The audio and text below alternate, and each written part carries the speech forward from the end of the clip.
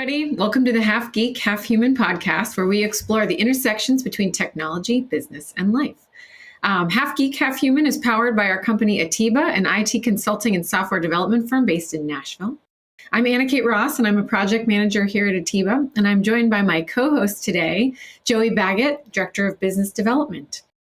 Joey, why don't you tell us a little bit about what we're going to hear on the show today? Yeah, so this whole show was about turning data into dollars. And at first, it's kind of like, what is that going to be about? But what was really cool, so our guest, Michael Rosen, really awesome guy, really funny. You guys are going to enjoy his story. But what was really cool about it is how he took publicly available information that anybody can access if you know the right places to go and look. He took all of that and turned it into a way to make a lot of money. And to me, that's really cool to take something that's not even like that proprietary. And now I know he's got a secret sauce behind the scenes with the algorithms that he's worked on, but it's just really cool. He's like, yeah, I knew the data was there and I knew how to make money on it. And here he is, many years later, coming from his first profession, which was an attorney, into doing that. So it was really cool. And he was a really easy person to just talk to, and one of those types of guys that you could probably sit and have a cup of coffee with and talk for an hour about his stories. So that was just my perspective. So what do you think, Anna Kate? Yeah, I really enjoyed our chat with Michael also. As you said, he started out as an attorney, trial lawyer, and from there fell into a couple of different jobs that led him to starting to ProviderTrust. And not only was it neat to hear kind of about his life's trajectory, he's a really compelling storyteller. And I loved the way that, he would give us the background on something. Well, first I did this, and actually what led me to this were these other three things. And it was just a really entertaining discussion, in addition to being informative. So it was a really fun conversation with Michael, and we're looking forward to you guys hearing it. Yeah. And what was funny about it is there were times that we had to give them like a behind the scenes cue to like, hey, we need to move on to the next question, because he gets so into his stories and it's just really funny to hear it. But he said to just rein him in whenever we needed to. But I thought that was really cool. And yeah, like Anna Kate said, you guys are really going to enjoy this episode, which is turning data into dollars with Michael Rosen from ProviderTrust. So sit back and enjoy, and then enjoy the podcast. Hey everybody, welcome to the Half Geek, Half Human podcast. The topic of our show today is turning data into revenue, and we are joined by Michael Rosen. He is the co-founder of ProviderTrust, which is a company that has simplified the storage, management, and ongoing monitoring of credential information. So welcome to the show, Michael.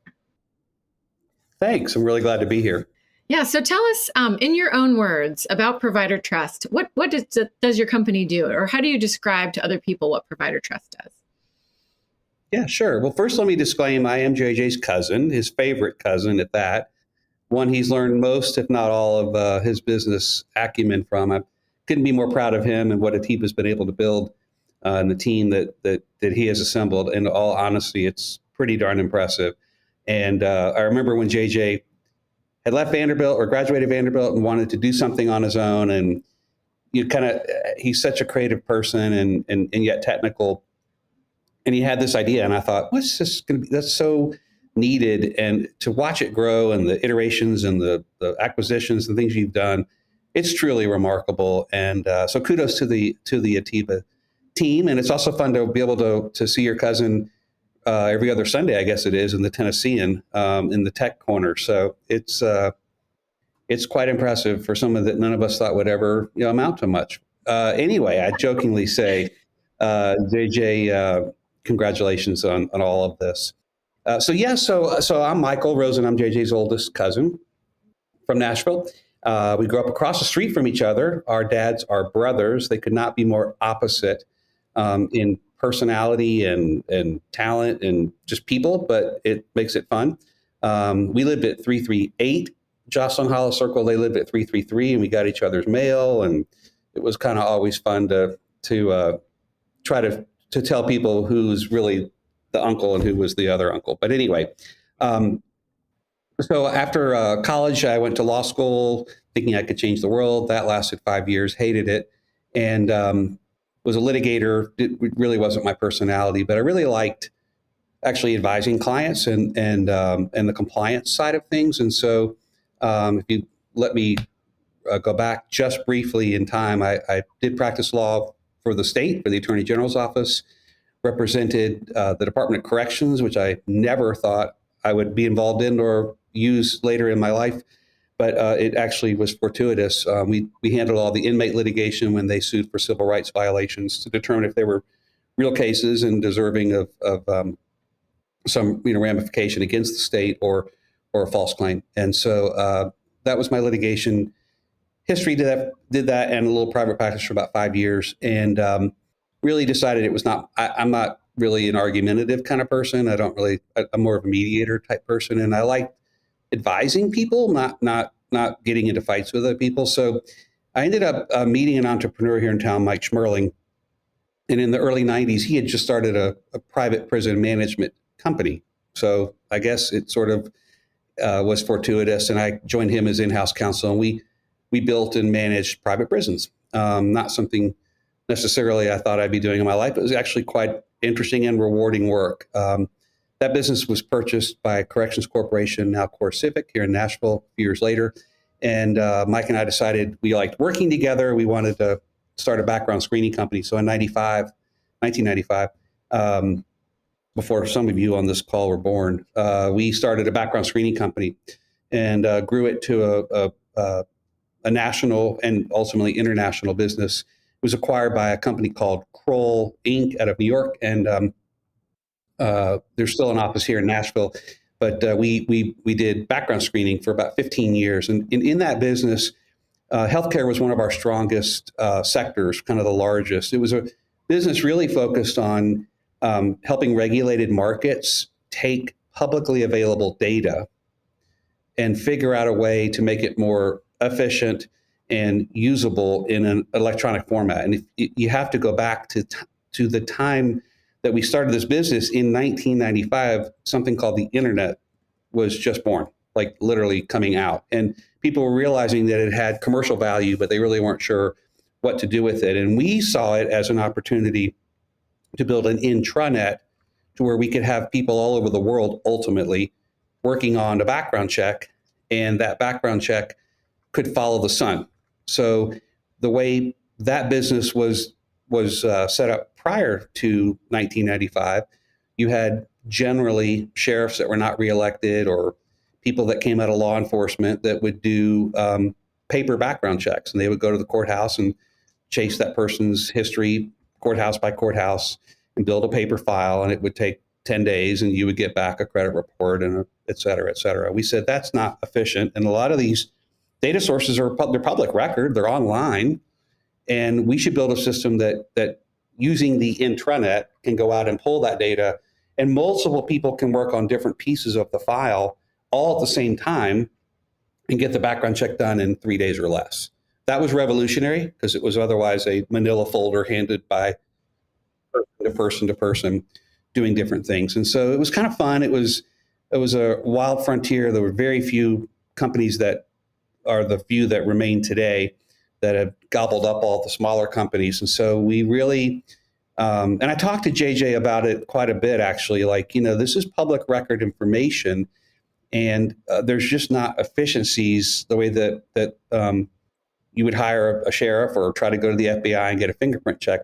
This is what we're going to try to do. So we grew that business and ultimately merged it and took it global. So when I left, there were about 1,000 employees in our division of the public company, and we were searching a couple million people a year, healthcare being our largest sector. That was in 2009. Now, if you think back in 2008, there was a kind of a market recession and setback, and nobody was hiring. My largest client was Royal Bank of Scotland. They were doing $3 million a year with our company. And they called the next day and said, we have a hiring freeze. We're not hiring anyone for the rest of the year. And that led into 2009. So when you have to pivot a business that's based on volume, it makes you really appreciate technology, but also think differently about its vulnerabilities. And so catching up to how ProviderTrust was formed, after 15 years in the pre-employment business, it was time to try something new. And I wanted to own something again, not be a division of a Fortune 50 company, which we were. And so it dawned on me that when I had a chance to look back on what was missing from that industry, we talk about monetizing data being the theme here. We were one of the top 3 background screening company providers and had marquee clients, you name it, hospital system, nursing home. We were fortunate enough to work for them, along with Southwest Airlines, the TSA. So it was a global company, but nobody was monitoring that employee once they hired them. And in 2009, you were beginning to see the Affordable Care Act come in, and only geek lawyers like myself really read down in the detail. And there was a provision way back on several hundred pages into it that I caught the eye of and said, the law is changing, and not just the Affordable Care Act ramifications for getting insurance, but there's actually a requirement now that people do this on a monthly basis, monitor their healthcare professionals in order to get federal funding, Medicare, Medicaid, CHIPS, TRICARE. The government smartly said, you have to be licensed and you have to prove that that person's licensed on a monthly basis, and they can't be what we call excluded. And I can explain that in a minute. But these were best practices and things that you might have checked at hire, but you never checked again in my previous world. And so I thought, I need to get ahead of this curve and try to build some software that focuses on ongoing monitoring, not a point in time that is stale the day that they're hired. And so that was the genesis of ProviderTrust. And so that would have been in 2010. Just to kind of go back into the past for a second, because we all like to live in the past. You talked about how you had to chase that paperwork from place to place to place to place. So I guess at what point, where did getting that data into your intranet, because I imagine that was kind of the spark that separated you from everybody else and you kind of set you above. So I guess, how did that work from a technology standpoint? How did you go from very manila folder to bringing stuff into a more of electronic way? Yeah, it's a great question. And by the way, I wish I had your DJ voice, Joey. Now,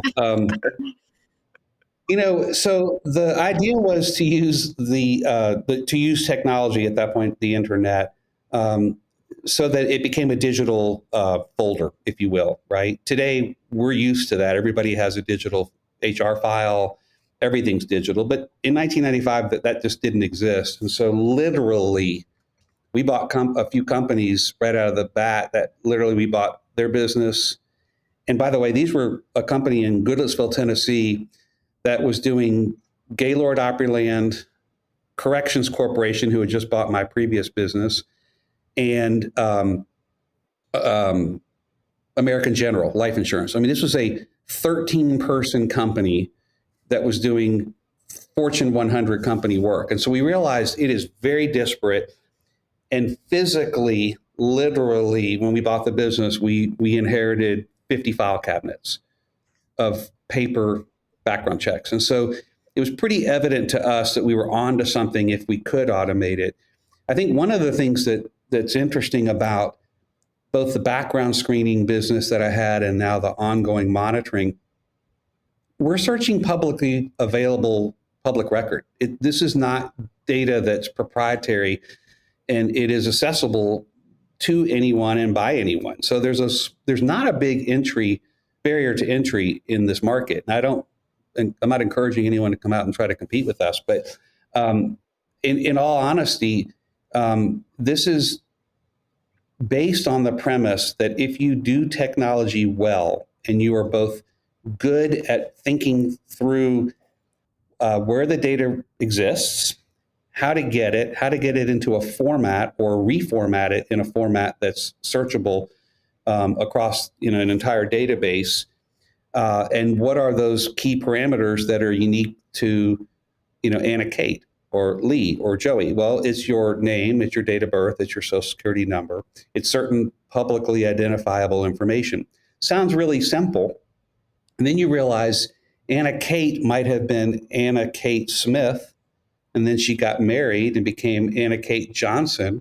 And Anna Kate could be one word together, the way she spells it, or it could be two words, or it could be a hyphenated. And if you're not searching any and all of those variations, you could miss what is a publicly available record. So what seems really simple is actually complex when you peel back the layers of the onion. And so if you don't think critically when you're taking what seems to be basic data, you're going to miss what is right there in front of you. And I think two things differentiated both of the background screening businesses that I've been involved in forming, and we believed in it from day one. We contractually indemnify our clients, and we provide air and emissions insurance of $10 million if we make a mistake. You otherwise shouldn't pay me. Because if I don't search Anna Kate correctly, or I don't look and see that she was Smith and now Johnson, and all that's publicly available, that hospital system is going to get sued or have to pay a fine, or there's a malpractice case in which they're going to lose. For me to turn around and say, I am so sorry, I won't charge you 50 cents for that search today, means nothing to my client. Right. And they're not buying anything of value. And so I think if you're someone listening to this and thinking, how could I build a business that's sustainable and has value? And, you need to think, what is the one thing that if you're really good at, that you can guarantee? Because if not, it's just an item that is not really worth what you're paying for. And a lot of our competition has sprung up where they don't guarantee it, they don't search various ways, and they miss things. And so we end up losing on the front end on price sometimes, because they'll go with the cheaper, less technology-oriented firm. They'll get burned, and they'll end up coming back because of the fines they pay. So that's kind of one of the basic tenets, I think, when you're thinking about how to monetize data, how to do so. Mm-hmm. And I was going to ask then, how, I'm sure, or I would assume your process evolved over the last 10 years. How this speaks a bit to, your secret sauce. So I don't want you to give away any proprietary information, of course, but how have your algorithms changed, or how have you adapted to make sure that you're culling all that data and looking for all those exceptions? It's like a really interesting data story there, I would imagine. Oh, thanks. That's a great question. And it's a fair one. And I won't give you the secret sauce, but I will say this. It's a combination of technology and human eyes that have to do this right. So what we're really, I think, very good at intentionally, and that's why we do offer our indemnification and back it up with errors and omissions insurance of $10 million coverage if we make a mistake. We are very intentional about making sure where the data sources, what we call primary source data, has to come from the primary source. In this case, that's the state of Tennessee licensing board for nursing, or the state of Texas chiropractic board, or whatever that person's license is, in addition to many other services I can describe in a minute that we would search. You need to know, A, where to go. You need to know, B, when that data is updated, because they don't proactively post that they're updating their data. And we have built logs and algorithms and do testing to say, did Texas update today? We do screen scraping. We do a bunch of different types of technology that go out and say, we know that the federal OIG list of exclusions, which is the big one you need to search, updates anywhere from the 10th to the 15th every month. So my crawlers are looking from the 9th through the 16th. And when they see that, boom, it was updated on the 11th, we know we're current for that month, because that's a once a month update.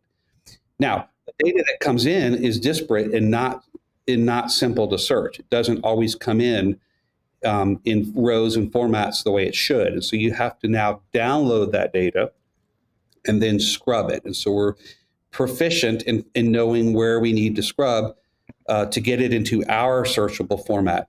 At the same time, we're searching to see that, look at this. It used to be last name, first name, middle name. Wow, they changed it. Now it's first name, middle name, last name. If you don't know to search those columns, how they come in, and you're just looking at it like, oh, it's another update, you're going to be searching the wrong last name as a first name because they switched their field. So you have to really study all aspects of the data file. That's the easy part.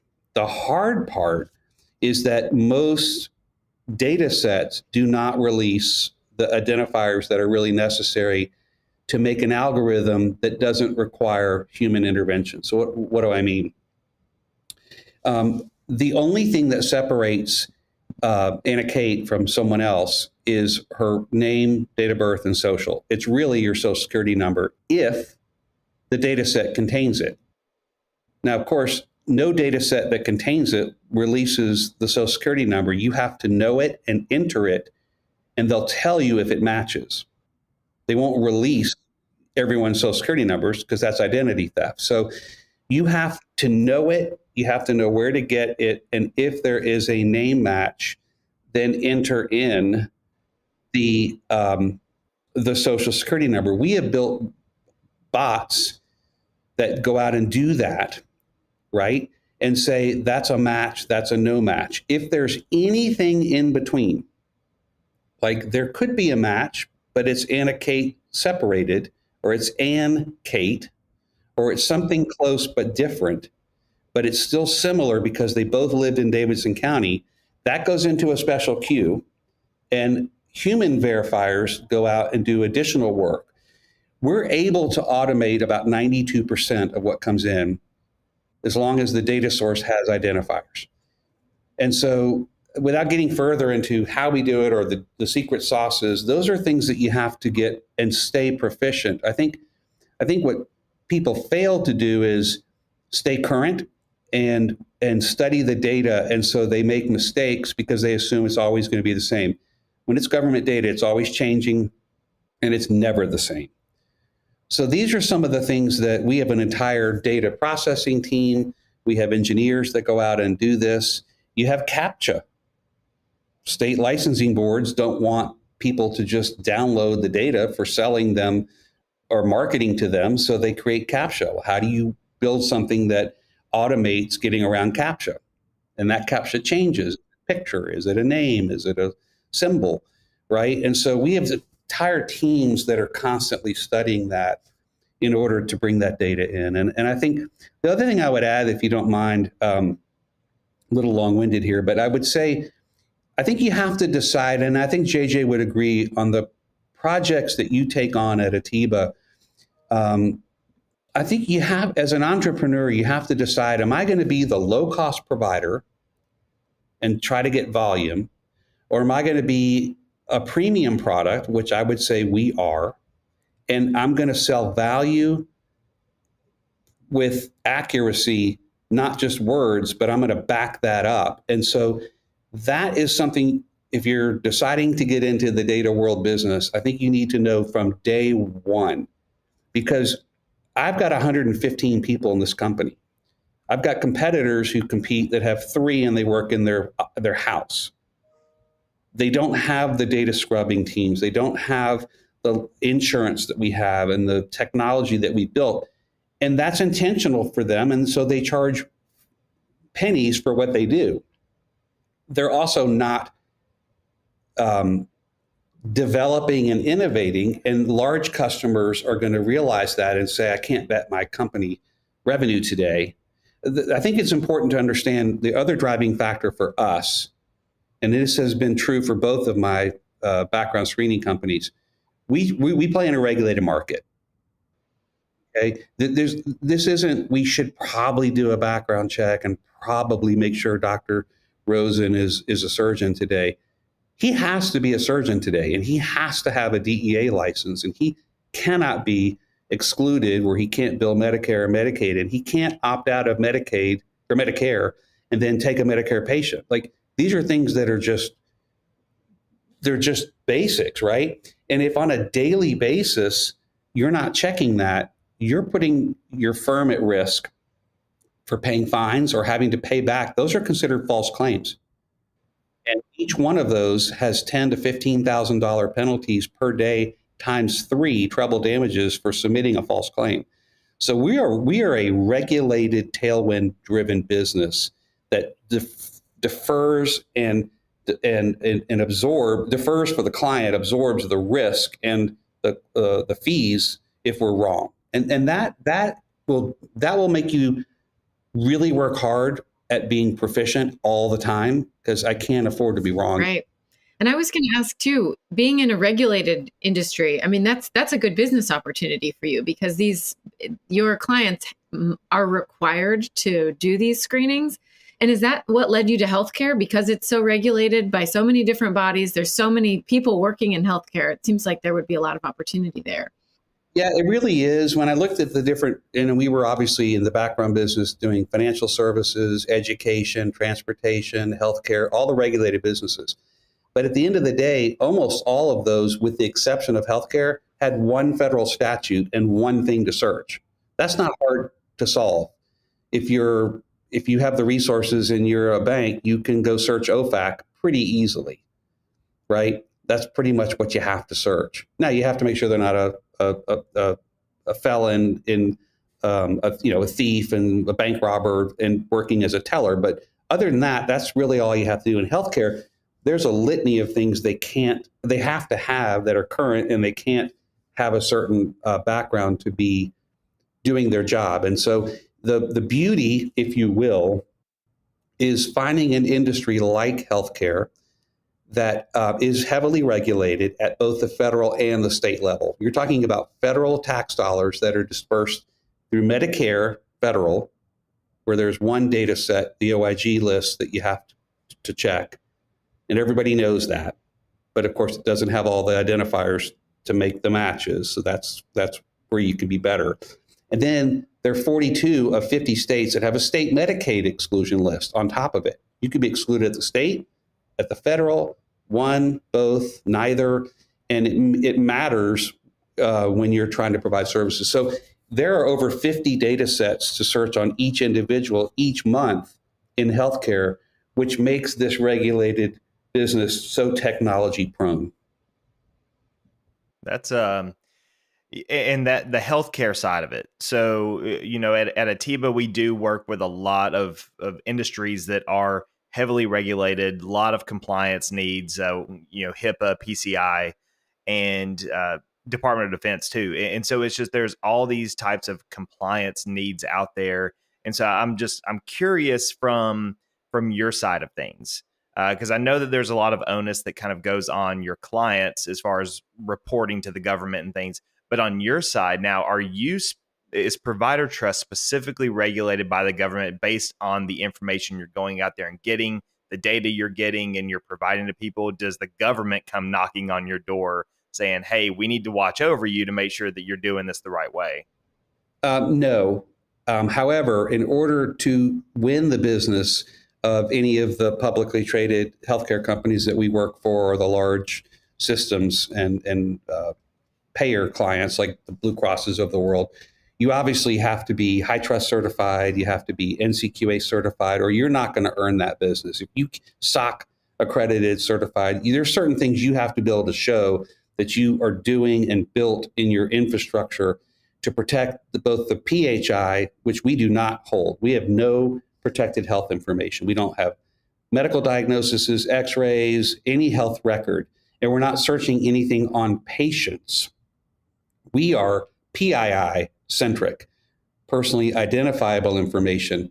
We are searching the employees and vendors of the hospital. And so the mission of ProviderTrust really from day one has been to provide a safer healthcare with better data. And how do we do that, right? So when we first started the business, we thought, oh, well, the market is all of the doctors and the nurses and the therapists and the technicians, right? That the employees. And so Vanderbilt, who's a client, they've got 20,000 employees, but they have more than 20,000 vendors and suppliers, which we didn't really think about and discover until we really started understanding the ecosystem within healthcare. And that's where the real liability is, because we have, having done this now for almost 13 years, we monitor over 7 million vendors and people. We've really been able to study. And what's interesting is There's the 80-20% rule, right? Several of our large customers are community rural-based hospital systems, as well as urban. And in the community-based hospital system, healthcare is local. 80% of their suppliers are in small town southern Alabama. Now, they have national contracts, right, with Pfizer to get medicine and Johnson & Johnson to get MRI machines. That's easy. Those companies are regulated, they're public, they're not excluded, they're properly licensed. You don't have to worry about ownership. But if 80% of the vendors that you deal with are community, that's not saying they're bad people. It's very easy for fraud to occur, and fraudsters know that. And we've seen everything from organized crime set up shops in small towns to even an owner who is himself excluded, meaning he has been convicted of a felony or misdemeanor for patient abuse, substance abuse, or fraud and abuse somewhere in the system. And as a result, that state agency, Medicaid agency, or the federal government has excluded them. They put them on a list. They've given them notice and opportunity for due process. And they said, based on this conviction or the loss of your license for abusing drugs or fraud billing that you did, whatever the case is, and wherever it originated, state licensing board or elsewhere, you are now on a list for anywhere from 5 years to indefinite, where you cannot be in whole or in part reimbursed with federal healthcare dollars. So what does that mean? You can't own a business, even if you're just the manager. You can't own an MRI business in rural, southern, pick the state, form a corporation, have your wife own it, but you work there and your salary is paid for with Medicare dollars. That's why you're excluded. You can't do that. That's exactly what people do. They say, well, my wife owns it. I'm not listed. It's in the name of MRI Inc. They're never going to know that it's me. And they're out there fraudulently billing and collecting kickbacks to get patients referred to their business. All the things you read in the paper, all these frauds schemes that you read about, like how did that happen? How did the neurologist get all these sleep cases referred to him? Well, he paid somebody $50 to get referrals of patients from a nursing home and either never provided the service, provided worthless services, or illegally got a referral and made a payment. But they're never going to find me because I'm not the face of record. Well, that's the level of detail that a company like ours has to uncover so that Vanderbilt isn't doing business unknowingly or knowingly with a fraudster. And it sounds like that wouldn't happen often, but it unfortunately does happen. And it happens more often than not in the rural communities. And that's what's sad.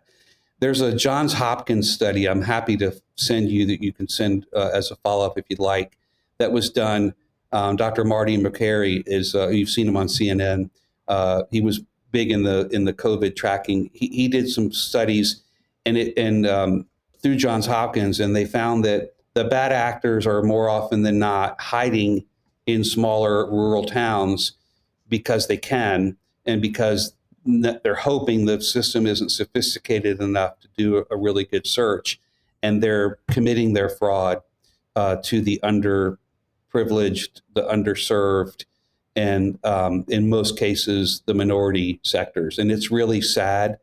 I say all that. We are not selling fear, and I want you to know that 97% of the time, you're in good hands with a provider and a supplier and a system that works. But if you don't know who those 3 to 5% are, that's really where people can get hurt. And that's why we exist, to try to help avoid that. Yeah. And I have a question that sort of is a good segue from there about trust. I mean, you obviously have the word trust in your company name, ProviderTrust. But how, and I asked this also, JJ, our founder, JJ Rosen, has also spoken. He talks a lot about trust. He's written in his Tennessean column about the importance of building trust and how you do that just for, business transactions, for gaining clients, for all of that. But in addition to, having a really great product that you insure and more or less guarantee your clients you're going to be able to produce a good result, well, how else have you gained trust among your clients with your business? I love this question. Thank you. I'll tell you a funny story. When we started the company, I should have known this as a lawyer. I was insistent with my business partner that we use the word trust, and he really liked provider, or we have a product called Passport, and we were trying to figure out how to combine things. And we both agreed trust has to be the core of what we're doing, as well as our values. And I want to address that in a minute.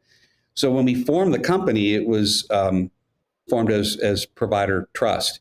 Well, what I didn't realize is that when you use the word trust, the state of Tennessee, any state, but the state of Tennessee, Secretary of State won't let you use the term until they've determined you're not a bank and trust. If you use the word trust, you have to not, if you are a bank, you have to go by certain regulations, but you have to prove that you're not a bank. And that took 6 months. So we actually were first called Provider Host because they wouldn't accept the term trust until we could prove that we're a healthcare technology company, not a bank and trust. So we changed our name from Provider Host to ProviderTrust when the state realized we were not a bank. So a little tidbit there. But trust is in the name for a reason, right? If you shouldn't pay me, and you have to trust what we're doing, that we're going to the right sources, accurately reporting and providing timely notice to you, or really what I'm selling you isn't of value to you. And so it was purposeful, but that's client facing. And we have never changed the name, never intend to change the name, because we believe that it sticks, it matters, and it is the core principle. But on a value system internally with our employees, we trust our staff implicitly, but not blindly. We're pretty geeky. I love your half geek, half human tagline. It takes a little longer to get hired here because one bad apple can really upset the apple cart here quickly, and not just from a liability standpoint, but from a culture standpoint. And so we have a couple of values that I think tie into trust. And I think our clients, we work really hard for our clients to understand that we're not just a company behind a record and a software system, that we're a real culture here, and it matters. So one of my favorites is be the hustle you desire. That's one of our values. And it's not the hustle I desire, it's the hustle you desire. But if we don't have the same hustle, and we're not trying to provide safer data to make the healthcare system safer, we aren't both working for the same hustle. And the hustle that we maybe do, it may be busy work, but it's not driving the company rocks and goals and ultimately providing a safer data set for healthcare providers. And so, like, for me, that's where trust comes in. The other thing, we do a talent assessment on all of our applicants to whom we're seriously considering making an offer. When I was in the background business, I didn't myself believe it. I didn't believe in them. I thought, how do you come up with psychological questions that determine if the person is going to steal paper clips or, be a good employee? I mean, I just didn't get it. I'm going to tell you, there are good companies that are proficient at what they ask and how they ask to determine. There's really two things we're looking for when it comes to trust. One is integrity. If you don't have integrity, if you're not always going to do the right thing, even when you mess up or something you realize you should have done differently, and you're not open about it to solve it as well as to resolve it if we need to with the client, I don't want you here on our team, because that's not what we stand for. And so the integrity piece is something you cannot teach somebody. You either have it or you don't. It's not a teachable, we believe it's not a teachable skill.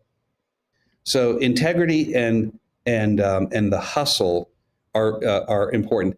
I can teach you what an exclusion is and how to upload a data set and build a bot to screen scrape. That stuff, you don't have to know healthcare to be good at what you do. In fact, of our 115 employees, there's only 2, myself and our compliance officer, that really get excited about healthcare compliance. right? We're a software company, healthcare technology company that happens to be solving healthcare compliance issues. That just happens to be the business that we're in, right? And so everyone here is rowing in the same direction and willing to either admit their mistake or say that I tried something and before it went live, it didn't work. Let's not turn that code on, because we're all wanting to make healthcare safer. And I think that is what ties why people stay and are here. And when you see and you read these stories of the poor care provided to the poor that we see, it's just heart-wrenching. And you think equity in healthcare is unfortunately not a given. I could give you one story that really we use all the time internally. We have an employee who adopted a child. And the child was of a different race than the parents. And at a reputable hospital, I won't say where, a nurse pulled them aside and said, you might want to know about the drug addicted problem of this parent that is birthing this child you're going to adopt and the health issues that come with it. That's just not okay. That is inequity within healthcare, and it's just wrong. And that should never have happened. And they were grossly inflamed by the fact that somebody would think that would change someone's mind when they were there to adopt a child, regardless of whatever race, disease, issue, whatever may come of in their lifetime. And you realize that's happening all over the place. If you magnify that with someone who's willing to commit fraud on top of it, it's just not okay. And so that's what drives us, is making it fair and equal to everyone. You know, you talked a lot about integrity at the start of what you were just saying, and then you really ended with a really strong take on integrity. And you talked a lot in between there about your company, your culture, your 115 people, that you really do a intense screening process, it sounds like, to make sure you hire the right person. But you've also won a lot of awards on such a great place to work. So, I'd imagine that you're doing something right from the top down. I know from working for your cousin, JJ, that he's a great guy to work for. And I'm sure that you're in a very similar position. But tell me about how you've set up this culture at your company to where people want to work there. They want to work for you. They want to learn. Like what? It's a common question in the world today. I even ask it in interviews, like when I was interviewing to work for Atiba, like, what's the culture like? It's so important. And so I guess how have you driven that culture there? By the way, you would love our culture better than JJ. But I, jokingly aside, we do talk about it, actually, JJ and I, quite a bit. And I think we've shared some ideas back and forth with each other. I know he's active in the EO organization, and that's some things where he's been exposed to other, growing, fast-paced companies. So Chris Redditch is my business partner. We put our two business ideas together in 2010 and started ProviderTrust. We did it because I'm 15 years older than him. We're of different generations, and we have different skill sets, and it works perfectly because we both believe in the same thing. And we said from day one that we're going to make this a people-centric business first. It just happens to be a healthcare technology company that's dealing with compliance, but it's people-centric. And it's one thing to say that, it's another to really live it out. So we have 10% of the company allocated in ownership for stock options for the employees. I want them to be rewarded when this company, ultimately is bought or sold or whatever down the road. They deserve it as much as anyone, and are the reason really equally that it took off. We had a pipe dream that we could build this company, but it takes the other 113 people really to get it to work every day, and so we don't forget that. We have a really strong people ops leader, we call, and her name is Jody Murphy, and she's fabulous. And when Jody came to us as a person we were considering, I really wasn't quite sure. She didn't come from an HR background. She was a women's field hockey coach for Liberty University and took a unknown program in a not in a growing sport, evolving sport, and took it to national championship multiple years in a row. And I realized right then and there that that's everything you need in a person to grow a company, especially with a company with young talent like we have. She had to deal with rock star athletes that came from all over the country who were self-absorbed and the best at what they did and all the accolades, and then had to join other girls just like them who were equally as good and talented and work together toward a common goal to actually, win a game. And at the same time, they had to show up and go to school, and they, had to make good choices and couldn't drink too much at night, and they had to be careful with the boys, all the things that's like managing employees at a company, especially young employees. I say that in jest. It really is a fascinating background that she has that has really allowed her to relate with her peers, as well as provide camaraderie and competitiveness. Everyone here is competitive. I will say that. Most of the people have played some form of sports. Chris, my business partner, played both collegiate soccer at Richmond and then semi-pro, and he's actually one of the minority owners of the MLS team here, the Nashville Soccer Club. And so sports and competitiveness and winning, but winning in fairness and doing it right is sort of what's imbued everywhere. We do, probably not unlike a lot of companies after COVID, but we were doing it before. We're here in the Capitol View, a few blocks across the interstate from you guys. I see your building right now. And we have a office space that's shaped like an L, and 20% of our space is the corner, which is 2-story glass, and it's a cafeteria, and it seats 85 people. And we have lunch there a couple of days a week. We meet every morning and have since day one. Every morning we meet from 8:50 to 9 o'clock as a company.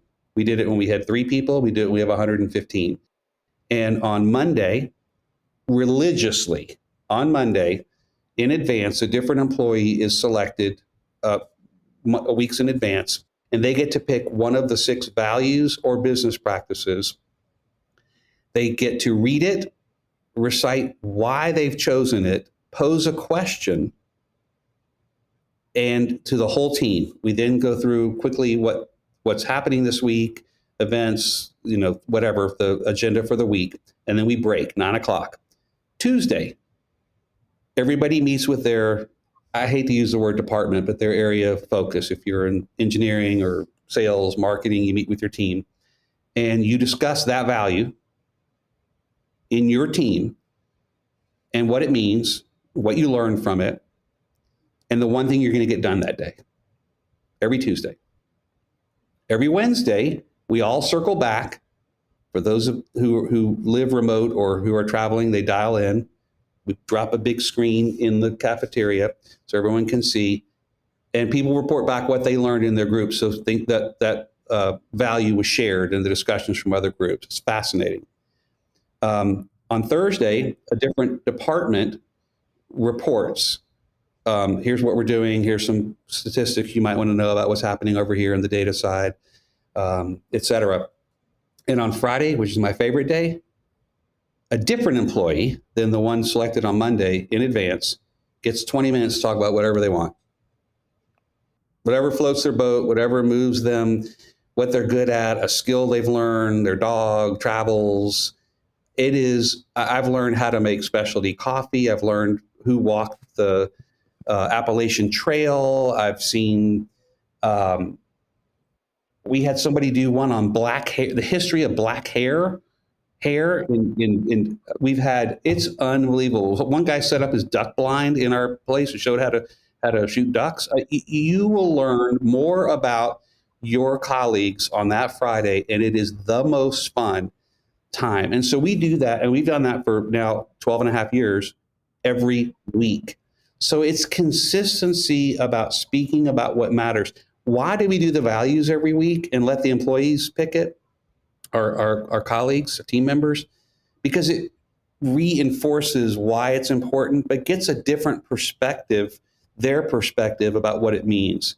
And I think those are some of the ways we're busy in the community doing, angel tree events and second harvest things. And these are not compulsory.